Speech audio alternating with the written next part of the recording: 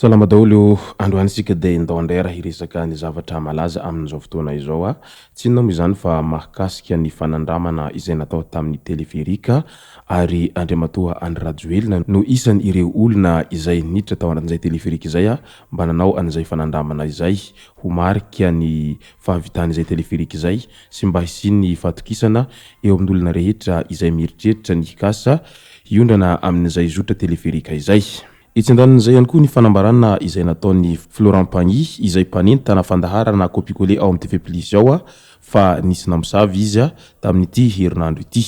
Ireo no fakafakana amintsika ato anatin'ity video ity ka manasitsika rehetra anaraka an'ity video ity hatramin'ny farany. Azadiny milike ny video antsika ary tsarovatra hatrany miabone amin'ny chaîne antsika mba ahafahanareo manaraka tsy tapaka ny video azay lefa misy sisy WATAWATA GASY toy izao ny fanaovana azy. Tsy ampendrely isika fa avy hatrany tonga dia vavany ndao ary. Isika rehetra moa niarana hita tato ato zay fa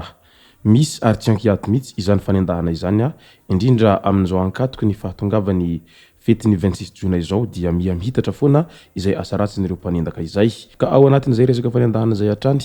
eny amin'ny faritry ny Anosy sy Anosy zato iny averina ihany ny fanairana fa tena hoe manararaotra tahaka ny banga mimoehy amin'ny alina mpanendaka eny Anosy be ireo bisikileta mitatitra entana na olona mandeha vao marina be no tena lazivatra fa iarana dontantroka sy fanararaotana ka takina vola arivo ariary ihany koa ireo sarety izay mitatitra entana. Ireto avy ireo zone rouge eny amin'ny faritry ny Anosy be iny izay famelezana zalahy tontakely raha ny firesaka ny solotenan'ireo olona izay efa voahendaka teny amin'ny faritra iny. Eo so anatira eo pharmacie Volahanta terminus 162 fokotany Ambanimaso ka noho izany dia mila melombelo hatrany rehefa mandeha eny amin'ny faritry ny Anosy be sy Anosy zato iny amin'izao fotoana izao fa tena miha manararaotra ireo mpanao ratsy amin'izay resaka fanendahana izay. Ankoatr'izay dia ny resaka teleferika indray no asiantsika resaka kely amin'ny tindray mitoraka ity.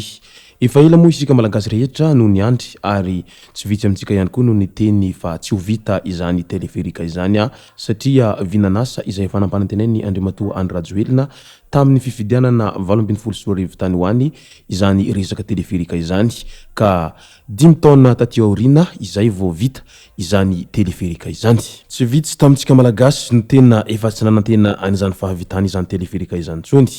Iny fa vita ile teleferika ary nandeha moa ny andrana natao tamin'ny bidon jaune aloha tany ampiandohana izay bidon jaune maromaro nasina rano mba hafahana mitsapa an'izany tena fahavitany izany asa teleferika izany. Tsy vitany izay bidon jaune zay ihany nefa ny andrana natao tamin'ny teleferika fa tamin'ity herinandro ity dia tsapa ihany koa fa natao andrana olona amin'izay ilay teleferika ka isany nandray anjara tamin'izany andriamatoa Andry Rajoelina sy ireo solon-tena maromaro tao anatin'ny gouvernemanta no niaraka tamin'ny teny amin'izay teleferika izay. Tonga nitsidika ny tetikasa fitaterana antarby na teleferika ny filoha Andry Rajoelina tamin'ny andron'ny zoma 2024 maraina ka anisany nandray anjara tamin'ny sidina andrana ny tenany. Ny zotra araky ny tokony ho izy ny sidina tahaka ireo sidina andrana hafa efa natao tamin'ny fitaterana antarby izay teleferika izany. Etsy andaniny mitaraina ihany ny mpanjifa jiro vokarin'ny jirama fa midina be ho izy ireo ny tanjoky ny jiro noho ny izao fampiasana any teleferika izao. Ka hanairana ny tompona andraikitra izany mba hitadiavam-baholana ho izy ireo hatrany. Ka noho izany dia vita ihany ilay teleferika izay nandrasan'ny be sy ny maro efatra amin'ny ela izay tao anatin'ny 10 taona vao vita izany teleferika izany. Etsy andanin'izay moa nanao fanambarana tao amin'ny pejiny tao i Florent Pagny izay mpanentana ao amin'ny TV+ Madagasikara indrindrandrindra eo amin'ny fandarana kopikole moa izany tena matematisany Florent Pagny izany. Nilaza tao amin'ny pejiny izy fa nisy Namosavy izy ary tira de loin na hoe tazan-davitra no nanaovany ilay lehilahy azy ho izy ary hitondra fanazavana mahakasika an'izany moa izy izay afaka fotoana fohy ao amin'ny pejiny ao. Raha resaka mosavy zay dia tsara ihany mampafantatra fa tena isany zavatra hainy malagasy raha izay hamosavy zay, indrindra fa hifamono amin'ny resaka mosavy zay dia mahazo laharana voalohany mihitsy isika malagasy raha hoarina amin'ny zavatra tokony hahasoa sy hifampizarana amin'ny mpiarabelona. Ka ny fanontaniana mipetraka amin'ny be sy ny maro manoloana an'izay resaka mosavy zay, inona marina moa ny tombotsoa raha toa ka andeha mosavy olona anankiray? Raha ohatra ve maty n'olona iny dia afaka hataonao laoka na sanatria, na koa rehefa maty izy na tsy afaka miasa intsony amin'izay asa izay hitanao fa mamparary fo anao dia hahasolo ny toerany ve anao, sa ho lasa hifindraminy izay mety ho fidiram-bolany tamin'ireny asa izay mety namosavinao azy ireny, na koa tamin'ireny lonilony teo andriny fiarahamonina ireny? Ary ny zava-misy ary matetika hita amin'ity resaka mosavy ity dia tsy ny olona lavitra anao akory no manao azy aminao, fa matetika na ireo namanao ankaiky na ireo fianakaviana ankaiky anao ihany.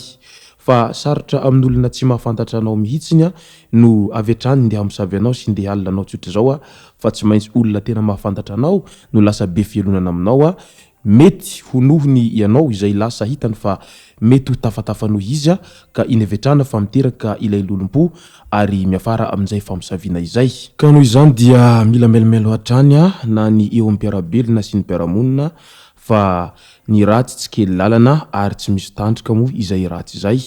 Ary matetika ireo namanankaiky na olona manodidina anao no mahavita mamotika ny fiainanao sy mahafaty anao amin'izay resaka mosavy noho ny izay fialonana izay. Ary ny maranantsika azy dia ny lalao baolina kitra izay malaza amin'izao fotoana izao moa any Allemagne any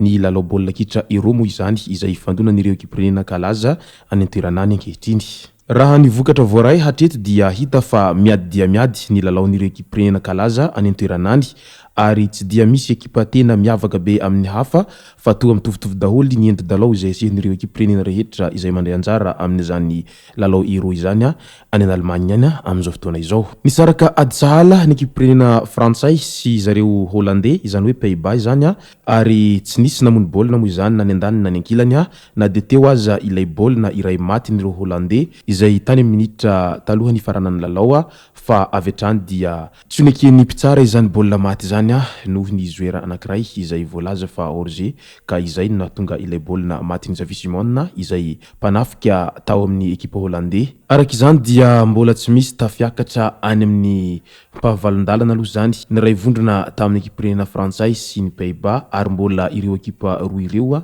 no mitarika vonjy-maika ao amin'ny vondrona misy izy ireo io amin'izao fotoana izao. Etsy andanin'izay mbola ao anatin'izay lalao baolina kitra izay hatrany dia tafakatra mpahavalon-dalana ry zareo Allemagne sy ny Espagne. Tamin'ny andro faharoa no nahafantarana fa tafiakatra avy hatrany any amin'ny dingana mpahavalon-dalana ireto ekipirenena anankiroa ireto izay samy kalaza ireto raha nandresy ny ekipa Ekosay 10-1 sy Hongrois 2-0 ry zareo Allemagne, ary tetsy ankilan'izay ny vondrona A nanao ady sahala iraisyray ry zareo Danois sy ny Anglisy tamin'ny alakamisy 20 Jona iny, ka izay no nahatafakatra ry zareo mpampiatrano Allemagne any amin'ny dingana mpahavalon-dalana izay.